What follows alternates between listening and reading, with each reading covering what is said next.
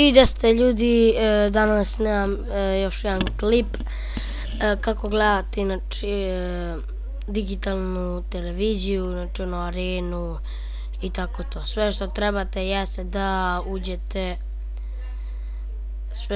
treba da uđete na Google i kada uđete na Mozilla ili bilo gdje, kucate, znači ovdje, kucate TV Box uživo ili samo TV Box, znači evo, vidite. Samo ukucate TV Box i evo, znači idete na prvi link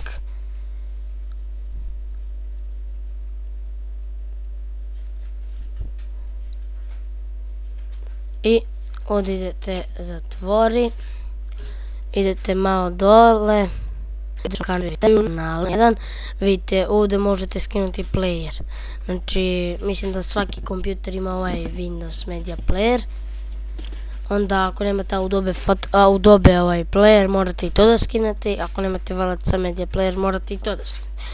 Ja nemam VLC Media Player, imam ovo i ovo, pa mi radi onako, ne rade baš ono svi, neće mi radi nešto Arena i tako osle, mislim da TV Pančevo radi, ne znam sad tačno, evo sad ću provjerim.